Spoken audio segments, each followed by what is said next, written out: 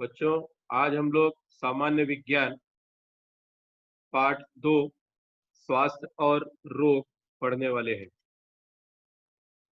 स्वास्थ्य और रोग पाठ 2 विज्ञान का। अब स्वास्थ्य होता क्या है? पहले लोगों को सिर्फ ये पता था कि अगर हम शारीरिक रूप से सुदृढ़ हैं, हमें कोई बीमारी नहीं है, इसका मतलब हम स्वस्थ हैं। किंतु अब स्वास्थ्य की परिभाषा बदल गई है। हमें शारीरिक, मानसिक और सामाजिक दृष्टि से पूर्णतः तंदुरुस्त होने की स्थिति को ही हम अब स्वास्थ्य कह सकते हैं। इसका मतलब है कि सिर्फ फिजिकली फिट रहना या शारीरिक रूप से मजबूत होना ही नहीं स्वास्थ्य नहीं माना जाएगा। आपको मानसिक रूप से भी उतना ही स्ट्रांग होना होगा और सामाजिक दृष्टि से भी। इसका मतलब पास पड़ोस, अगल बगल और हमारे समाज में भी हम अच्छी तरह से विचरण कर सकें, सभी से हमारे रिश्ते अच्छे हों, तब हम पूर्ण रूप से स्वस्थ हैं, ऐसा माना जाएगा। अब स्वस्थ न होने का मतलब किसी भी तरह का रोग होना, और रोगों के अनेक प्रकार हैं, जो यहाँ पर आज हम देखने वाले, पढ़ने वाले। अब रोगों के प्रकार कौन-कौन से हैं? इस चार्ट के माध्यम से हम देख सकते हैं, समय के अनुसार और कारण के अनुसार। अब समय के अनुसार अर्थात क्या? कौन सा रोग कितने समय तक रहेगा, उसके आधार पर। उदाहरण, दीर्घकालिक रोग, तीव्र रोग। दीर्घकालिक ज्यादा समय तक रहने वाला रोग। अब इसके बारे में हम आगे पढ़ेंगे। कारण के अनुसार ऐसे ढेर सारे रोगों के कारण है, उनमें से अनुवांशिक रोग और दो दूसरा है उपार्जित रोग। अनुवांशिक रोग का अर्थ है जो पीढ़ी दर पीढ़ी एक दूसरे में संक्रमित होते रहता है, उसे कहते हैं अनुवांशिक रोग। जैसे हमारे दादाजी को कोई बीमारी थी, फिर वो बीमारी पिताजी में आई, उसके बाद फिर हम में आई या हमारी अगली पीढ़ी में आई, उसे कहेंगे अनुवांशिक रोग। उसी तरह उपार्जित रोग, उपार्जित अर्थात हमारे द्वारा किसी भी कमी की वजह से या हमारी गलतियों की वजह से जो रोग होते हैं, उसे उपार्जित रोग कह सकते हैं। अब संक्रामक रोग, उपार्जित रोग के दो प्रकार, एक संक्रामक और दूसरा असंक्रामक। संक्रामक अर्थात जिसका संक्रमण बहुत तेजी से एक दूसरे में फैलता है, उसे संक्रामक रोग कहते हैं। असंक्रामक अर्थात जिस व्यक्ति को हुआ है, उससे दूसरे व्यक्ति को ना हो। यहाँ पर संक्रामक रोग के कुछ उदाहरण दिए हैं, सर्दी, फ्लू, डेंगू। अब अब जो एक नया रोग चल रहा है कोरोना का, वो अभी एक संक्रामक रोग का उदाहरण है। असंक्रामक रोग, मधुमेह, हृदय रोग। मधुमेह अर्थात डायबिटीज, शुगर और हृदय रोग, जो हार्ट से रिलेटेड, हृदय से संबंधित बीमारियां, अटैक आना जैसे। अब यहाँ पर एक बच्चे का चित्र दिखाया गया है। बुखार होगा, थर्मामीटर यंत्र है, इससे उसका ज्वर नापते हैं, बुखार मापने का काम करते हैं। अब संसर्गजन्य रोग मतलब संक्रामक रोग किस तरह से फैलते हैं, क्या माध्यम है, यहाँ पर दिया है। दूषित हवा, पानी, भोजन अथवा कीटक व प्राणी, इनके माध्यम से जो रोग फैलता है उसे कहते हैं संसर्गजन्य रोग। दूषित हवा, फैक्ट्री के अगल बगल जहाँ पर रहते हैं हम, या हवा के अंदर कोई जहरीली गैस मिली है, कंपनी कारखाने से निकलने वाला धुआं है, उसकी वजह से। पानी, दूषित पानी, बरसात का समय है, पानी गंदा आ सकता है, या जहाँ पर स्वच्छ पानी की व्यवस्था न हो, उस तरह का पानी पीने से भी जो रोग होते हैं। भोजन तथा वाहक, भोजन दूषित नहीं होना चाहिए।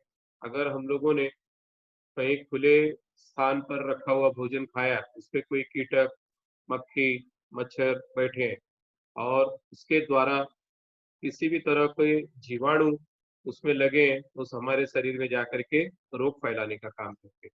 अब यहाँ पर एक चार्ट दिया है और रोगों के नाम, उसके कौन से कारक हैं, फिर संक्रमण का माध्यम क्या है, और उस रोग के लक्षण कैसे पता चलेगा कि वो रोग हमें हुआ है, और उसके लिए हम क्या-क्या उपाय कर सकते हैं, उपचार कर सकते हैं। सबसे पहले क्षय रोग। ट्यूबरक्लोसिस बोलते हैं, और उसे शॉर्ट फॉर्म में टीबी यह शब्द दिया है। टीबी का रोग क्षय रोग। इसके जीवाणु माइक्रोबैक्टीरियम, ट्यूबरक्यूली और संक्रमण का माध्यम रोगी के थूक से हवा द्वारा प्रसारित होता है। अगर किसी व्यक्ति को टीबी हुई है, क्षय रोग हुआ है, तो उससे हमें थोड़ा सा अंतर बना करके रखना चाहिए। उस व्यक्ति को भी खांसते छींकते वक्त मुंह पर रुमाल रखना चाहिए, यहाँ वहाँ नहीं थूकना चाहिए, क्योंकि उसके थूक से भी, हवा के प्रसार से भी, श्वास से भी यह रोग बड़ी तेजी से फैलता है। और टीबी हुई है पता कैसे चलेगा? अधिक समय तक खांसी आती है, थूक के साथ खून गिरना, वजन घटना, श्वासोच्छ्वास में कष्ट होना अर्थात श्वसन प्रक्रिया में तकलीफ होती है। अब उसके लिए क्या कर सकते हैं? बीसीजी का टीका लगवाना, उस व्यक्ति को अन्य लोगों से अलग रखना, नियमित रूप से औषधियां लेना, डॉट यह उपचार पूर्णतः व नियमित लेना चाहिए। अब टीबी रोग के लिए अपने यहाँ नित्यानंद स्कूल के बगल में ही एक हॉस्पिटल है, टीबी का स्पेशली उसे बनाया गया है। अगर किसी को इस तरह की तकलीफ है तो वहां पर आप लोग भी सजेस्ट कर सकते हैं, भेज सकते हैं कि वहां पर फ्री में इलाज होता है और उसकी दवाइयाँ मुफ्त में मिलती है। इसके लिए हमारे महानगर पालिका के जो अस्पताल है वहां पर अच्छी व्यवस्था है, हम लोग वहां पर मुफ्त उपचार करा सकते हैं। फिर पीलिया विषाणु या हेपेटाइटिस, इसके भी अनेक प्रकार है, A B C D E, ये सब विषाणुओं के, हेपेटाइटिस ए, हेपेटाइटिस बी, इस तरह से है। अब होता क्यों है? पानी, रोगी की उपयोग की हुई सुई या रक्त आधान, इसका मतलब है अगर किसी गलती से भी किसी व्यक्ति को, हेपेटाइटिस वाले व्यक्ति को जो सुई लगाई गई है और वही इंजेक्शन आपको लगा दिया जाए या किसी व्यक्ति को लगा दिया जाए, तो वह भी संक्रमित हो जाएगा। या दूषित पानी के माध्यम से, गंदा पानी है, उसमें हेपेटाइटिस के विषाणु है और वह किसी और के शरीर में चले जाए पानी के माध्यम से, तो पता कैसे चलेगा? भूख कम लगना, गाढ़ी पीली पेशाब, थकावट, जी मचलाना, उल्टी, धूसर, विष्ठा, राख जैसे रंग की विष्ठा होती है।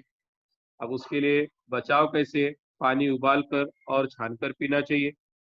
शौचालय का उपयोग करने के पूर्व और पश्चात हाथ साबुन से धोना चाहिए।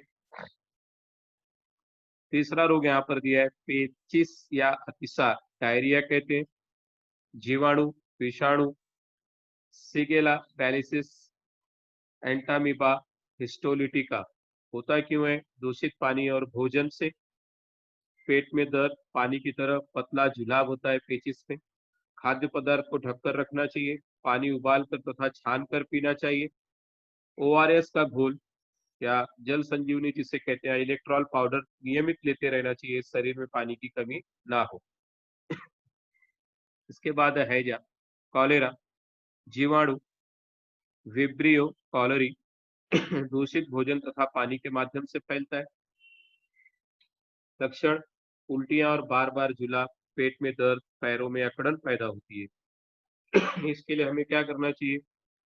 नियमित स्वच्छता रखनी चाहिए, खुले भोज्य पदार्थ नहीं खाना चाहिए, पानी उबाल कर पीना चाहिए, कॉलेरा प्रतिबंधक टीका लगवाना चाहिए। विषम ज्वर, जिसको टाइफाइड बोलते हैं, जीवाणु साल्मोनेला टाइफी, दूषित भोजन तथा पानी की वजह से होता है। और इसके लक्षण है भूख कम होना, सिर दर्द, जी मचलाना, पेट पर लाल फुंसियां आना, अतिस्वार, अतिसार और 104 डिग्री फ़ारेनहाइट तक का बुखार होना विषम ज्वर के लक्षण है। इसके लिए सावधानी कैसे लेंगे? स्वच्छ तथा निर्जंतुक पानी पीना, टीका लगवाना, गंदे पानी का निपटारा उचित प्रकार से करना चाहिए। इस तरह से हम देखते हैं कि अगर हम नियमित स्वच्छता रखें तो ढेर सारी बीमारियों से बचा जा सकता है। अब यहाँ पर एक चित्र दिखाई दे रहा है, इस चित्र में हम देख रहे हैं कि मच्छर कहाँ कहाँ पर पनपते हैं, उनके पनपने की जगह, जैसे घर में कोई फूलदान रखा है, उसमें पानी है, उस जगह पर, या यहाँ पर कचरा जमा है, इस कचरे के अंदर, कूड़े करकट में, इस डब्बे में कई दिनों से पानी भर के रखा है, या बरसात के समय टायर टायर के अंदर या डिब्बे में या नारियल का जो खाली भाग होता है उसके अंदर भी अगर पानी जमा है उसमें भी मच्छर पनप सकते हैं।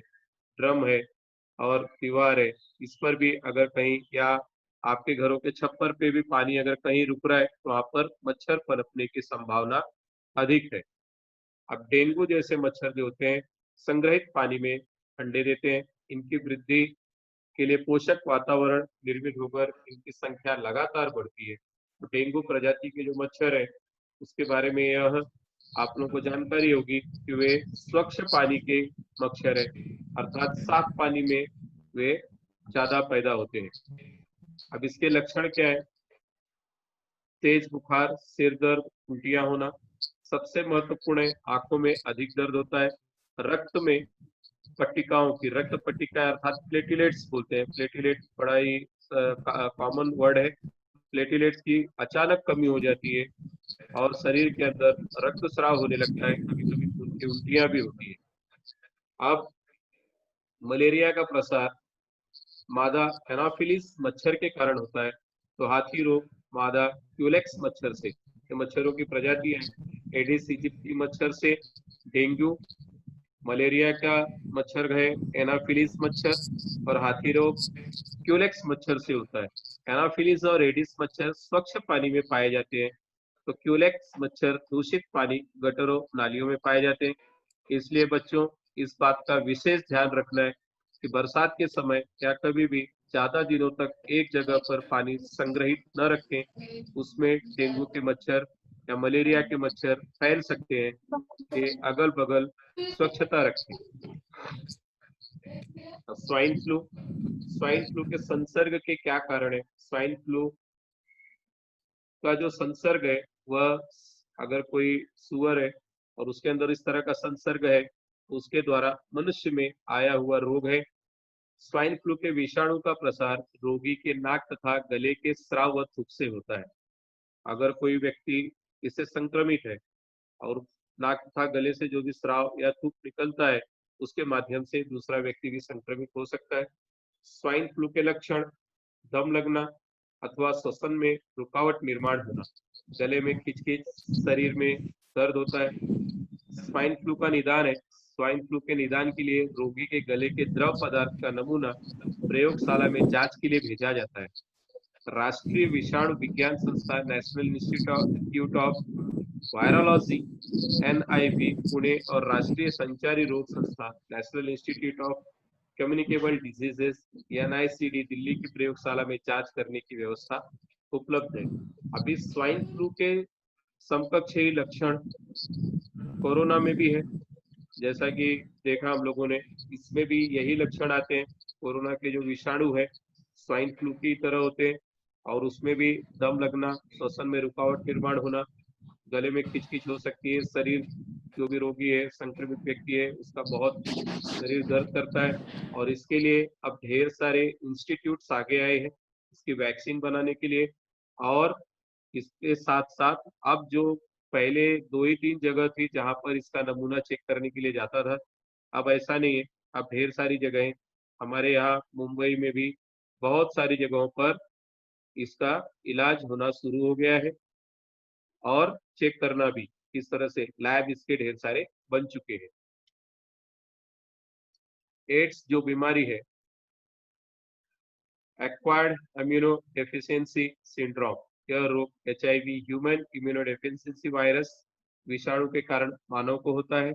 इसमें मानव को प्राकृतिक रोग प्रतिकारक शक्ति, अर्थात हमारे जो रोग, किसी भी तरह का जो डिजीज है, रोग को अगर प्रतिकार करने की क्षमता हमारी अच्छी होगी, हमारी इम्यूनिटी अच्छी होगी, तो हम किसी भी रोग से अच्छे से लड़ सकते हैं और वह रोग हमसे दूर जल्दी भाग जाएगा। किंतु अगर एचआईवी जैसे एड्स से कोई संक्रमित व्यक्ति है तो उसकी रोग प्रतिकारक शक्ति धीरे धीरे क्षीण हो जाती है और इस तरह से वह व्यक्ति किसी भी रोग से संक्रमित होकर के मर सकता है।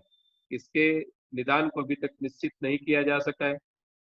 निश्चित निदान के लिए अगर हमको चेक कराना है किसी भी व्यक्ति को कि उसे संक्रमण है या नहीं, तो एलिसा या रक्त की जांच है और व्यक्ति के सापेक्ष हर एक व्यक्ति को अलग अलग लक्षण हो सकते हैं एड्स के। और ध्यान देने जैसी बातें, एचआईवी ग्रस्त कोई भी व्यक्ति है, उसको स्पर्श करने से या उसके साथ भोजन करने से संक्रमित नहीं होता, फैलता नहीं। इसके लिए एचआईवी ग्रस्त व्यक्ति से भेदभाव नहीं करना चाहिए, सामान्य व्यवहार रखें। सबसे पहले एचआईवी विषाणु अफ्रीका में बंदर की एक विशेष प्रजाति में पाया गया, उसके माध्यम से फिर वह धीरे धीरे पूरे विश्व में फैला। अब प्राणियों द्वारा होने वाले रोग प्रसार, यहाँ पर कुछ प्राणी दिए जैसे कुत्ता है, बिल्ली है और ढेर सारे उल्लू, बैट फ्लाई या कॉकरोच। ऐसे इन प्राणियों से जो रोग फैलते हैं उसकी वजह से रेबीज एक विषाणुजन्य रोग है। यह रोग हो सकता है। यह रोग रेबीज से प्रभावित कुत्ते, खरगोश, बंदर, बिल्ली आदि के काटने से होता है। इस रोग के विषाणु तंत्रिका तंतुओं द्वारा मस्तिष्क में प्रवेश करते हैं। और इसमें पता कैसे चलता है? जल का डर इस रोग का प्रमुख लक्षण है। जिस भी व्यक्ति को रेबीज हुआ होगा या उसके विषाणु उसके शरीर में गए होंगे तो उसे जल से बहुत डर लगेगा। पानी जहां भी दिखाई देगा वह डरने लगता है। इस रोग में रोगी को पानी से डर लगता है, इसीलिए इसे जलांतक भी कहा जाता है। रेबीज जानलेवा रोग है, परंतु रोग होने से पूर्व अगर टीका ले लिया गया उसके संरक्षण के लिए, तो हम उस व्यक्ति का संरक्षण कर सकते हैं। कुत्ते काटने के बाद इस रोग के लक्षण 90 से 175 दिन में दिखाई देते हैं। इसलिए अगर किसी भी जानवर ने काटा है तो उसे तुरंत घर पे बताएं। और रेबीज के जो इंजेक्शन होते हैं वो मनपा अस्पतालों में भी मुफ्त में मिलते हैं, जा करके लिया जा सकता है। इसे छुपाना नहीं चाहिए, घर पे सही सही बताना चाहिए। रेबीज रोग के लक्षण 2 से 12 हफ्ते तक ज्वर रहता है, रोगी अतिशयोक्तिपूर्ण कृति करता है, पानी से उसे डर लगता है।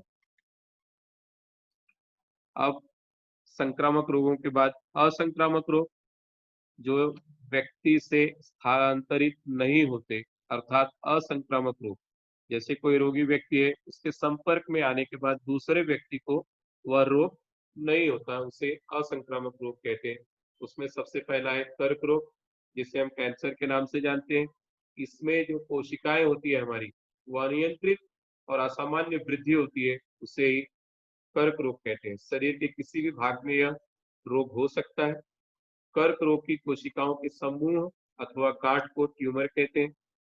कर्क रोग फेफड़ों, मुंह, जीभ, जठर, स्तन, गर्भाशय, त्वचा इन अंगों में सामान्यतः होता है। इनमें अंगों में तथा रक्त तथा अन्य ऊतकों से ब्लड कैंसर भी हो सकता है।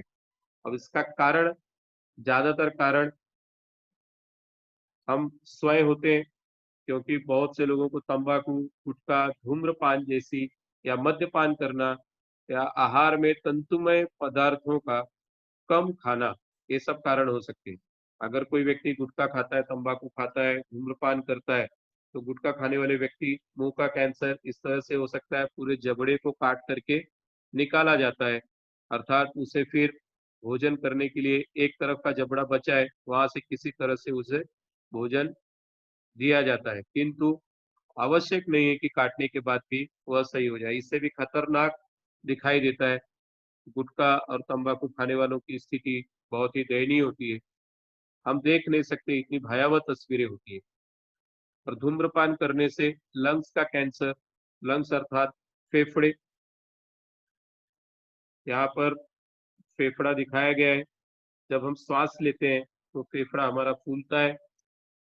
संकुचन, आकुंचन और प्रसरण की क्रिया श्वसन के दरमियान होती है, जैसा यहाँ पर दिख रहा है।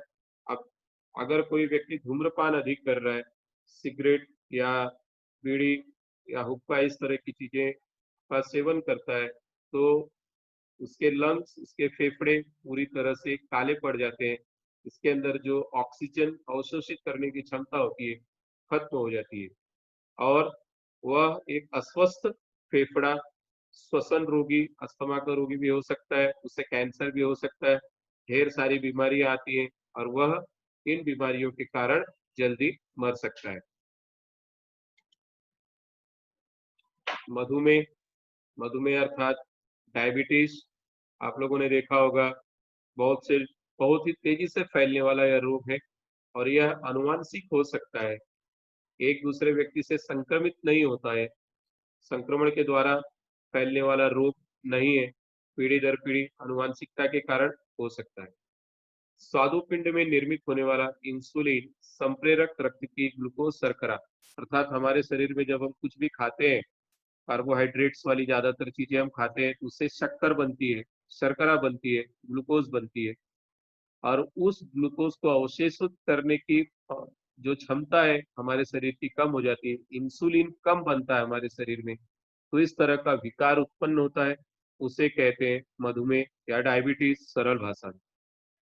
अब इसमें लक्षण कौन कौन से हो सकते हैं? रात्र में मूत्र विसर्जन को बार बार जाना, उस व्यक्ति को ज्यादातर पेशाब लगती है। वजन में अचानक वृद्धि होती है या तेजी से कमी होती है, ऐसे लक्षण दिखाई देते हैं। मधुमेह का कारण क्या है? आनुवंशिकता, अधिक मोटापा है। अगर कोई व्यक्ति बहुत ज्यादा मोटा हो गया है तो भी उसका शरीर स्थूल होने के बाद उसमें डायबिटीज के लक्षण आ सकते हैं या उसे डायबिटीज हो सकता है। व्यायाम या कष्ट का अभाव, बहुत ज्यादा आराम परस्त जो लोग हैं, जो व्यायाम नहीं करते या मेहनत का काम नहीं करते, उससे हो सकता है। मानसिक तनाव, स्ट्रेस एक रीजन है बड़ा। अगर हम बहुत ज्यादा चिंतित है तो भी इस तरह से हो सकता है। वर्तमान में साधारणतः देश में लगभग 7 करोड़ मधुमेह के रोगी हैं, बहुत बड़ी संख्या है, इससे भी ज्यादा अब तो हो चुकी है। और अब इसका प्रमाण जो है कम उम्र के लोगों में भी दिखाई देने लगा है, इसलिए नियमित व्यायाम करना बहुत आवश्यक है और भोजन का सही से ध्यान रखना। अब यहाँ पर एक मशीन दिखाई गई है, छोटा सा इंस्ट्रूमेंट है जिससे हम घर पर भी चेक कर सकते हैं। डायबिटीज, इंसुलिन, इंसुलिन की जो इंजेक्शन होते हैं, जब बहुत ज्यादा बढ़ जाती है तो इंसुलिन के इंजेक्शन को लेना पड़ता है, जिससे रक्त में शर्करा की मात्रा कम हो सके, ग्लूकोज की मात्रा कम हो सके। अब हृदय विकार, डायबिटीज के कारण भी हृदय विकार हो सकता है। हमारी जो रक्त की धमनियां है उससे बराबर हृदय को जब रक्त पूरी तरह से नहीं पहुंचता है या पूरी तरह से कार्य क्षमता उसकी कम हो जाती है तो हार्ट अटैक आ सकता है या हृदय से संबंधित रोग हो सकता है। हृदय की जो रक्त कोशिका है उसमें ऑक्सीजन की कमी या पोषक पदार्थों की आपूर्ति कम हो जाने पर हृदय रोग होता है। इससे बहुत ज्यादा स्ट्रेस लेने पर, तनाव लेने पर भी दिल का दौरा पड़ सकता है। दिल का दौरा पड़ने पर तुरंत डॉक्टर से सलाह लेनी चाहिए, औषधोपचार आवश्यक है। और कुछ लक्षण दिए हैं, उन लक्षणों को नजरअंदाज नहीं करना चाहिए, जैसे सीने में असहनीय दर्द होना जिससे हम सहन नहीं कर सके, और कभी कभी सीने के दर्द के कारण कंधे, गर्दन, हाथ में दर्द अथवा हाथ में सिकुड़न, बहुत अधिक पसीना आना, अचानक मौसम गर्मी नहीं है फिर भी पसीना ज्यादा आने लगा, या अस्वस्थ महसूस कर रहे हैं, कपकपी सी महसूस हो रही है, तो ये हृदय विकार के लक्षण हो सकते हैं। अब हृदय हमारा किस तरह से काम करता है यहाँ पर दिखाया है। ये हृदय लगातार पंप करने का इसका काम है, और जब वो इस तरह से आकुंचन और प्रसरण होते रहता है तो शरीर के अंदर के जो अशुद्ध रक्त है वो इसमें से पास होकर के इसकी शिराओं के माध्यम से बाहर निकलता है, और फिर जो शुद्ध रक्त है, शुद्ध रक्त पूरे शरीर में सप्लाई करने का काम ये धमनियां करती है। ये सिर्फ पंप का काम करता है, अशुद्ध रक्त को लेना और उसे शुद्धिकरण के लिए भेजना और शुद्ध रक्त को पूरे शरीर में पहुंचाने का काम यह हृदय इस पंप के माध्यम से करता है। और हमारा हृदय, यह एक सही आकृति उसकी है जो यहाँ पर दिया है और फंक्शन करता हुआ दिखाई दे रहा है। अब अगर कोई हृदय रोग का मरीज है तो उसके लिए क्या क्या उपाय है? Angioplasty, bypass surgery, open heart surgery, pacemaker लगाना, स्टेंट्स डालना, और हृदय प्रत्यारोपण। हृदय प्रत्यारोपण अर्थात हार्ट ट्रांसप्लांट सर्जरी बोलते हैं। जैसे हृदय किसी किसी का अपघात हो गया है, तुरंत मरा हुआ व्यक्ति है, उसके हृदय को निकाल करके जो हृदय से रोगी है, हृदय रोगी है, उसके हार्ट की जगह पर इसे लगाना, इसे कहते हैं हृदय प्रत्यारोपण। अब बच्चों, ढेर सारी औषधियां, आपके घर पे भी लोग होंगे माता जी का सर दर्द हो रहा है तो तुरंत जा करके मेडिकल से दवाई ले लिए, बुखार हो रहा है तो मेडिकल से जा करके दवाई ले लिए, या थोड़े से भी दर्द पे पेन किलर्स लेने की आदत होती है, तुरंत कॉम्बिफ्लेम खा लिए या पैरासिटामॉल जैसे।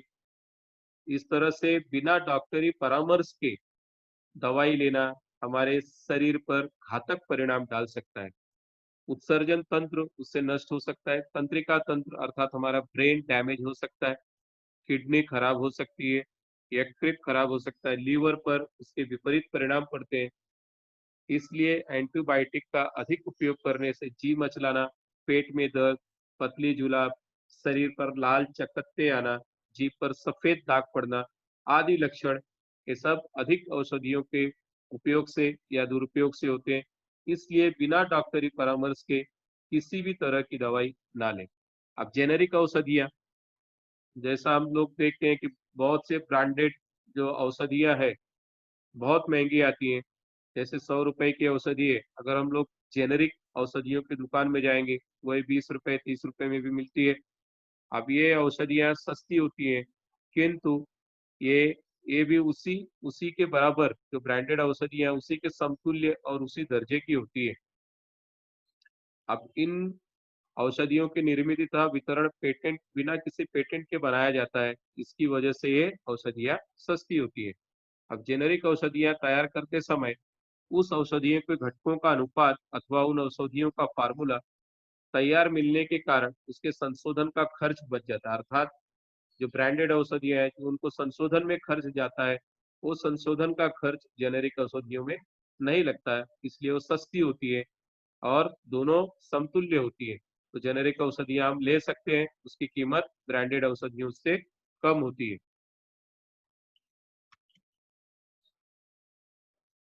जीवन शैली और बीमारी, ऐसे ढेर सारी बीमारियां हमारी गलती की वजह से होती है। हमारी लाइफस्टाइल से जो बीमारी होती है उसको बोलते हैं जीवन शैली और बीमारी। हमें देर से उठने की आदत है, रात में देर तक जागने की आदत है, भोजन का समय हमारा नियमित परिवर्तित होते रहता है, कभी भी उठे खाना खाए, कभी नहीं खाए, या व्यायाम या मेहनत वाला काम हम नहीं करते, इसकी वजह से ढेर सारी ये बीमारियां हमें हो सकती है। इसलिए हमें उचित नींद कम से कम 7 से 8 घंटे अच्छी नींद मिलनी चाहिए। रात में जल्दी सोना चाहिए, सुबह जल्दी उठ करके व्यायाम करना चाहिए और समय-समय पर भोजन लेना चाहिए। योगासन, प्राणायाम जो शारीरिक क्रियाएँ हैं, व्यायाम जैसे या ध्यान योग जैसे इन सब चीज़ों का जो विशेषज्ञ हैं योगासन के, उनके मार्गदर्शन में करना चाहिए। हमारे फिजिकल के टीचर सिखाते हैं, लाइव वीडियो दिखाते हैं, उसके माध्यम से भी हम इन सब चीज़ों को कर सकते हैं। अब वैक्सीनेशन क्या है? टीकाकरण। रोग न हो इसके लिए उसका प्रतिबंध करने के लिए टीकाकरण उतना ही महत्वपूर्ण है। हमारे अस्पताल में जो महानगर पालिका के हैं, वहाँ पर वैक्सीनेशन मुफ्त में होता है। फ्री में हम जो अलग-अलग टीके हैं, उसका चार्ट वहाँ पे लगा है, उससे देख कर के हम टीका लगवा सकते हैं। धन्यवाद बच्चों, थैंक यू।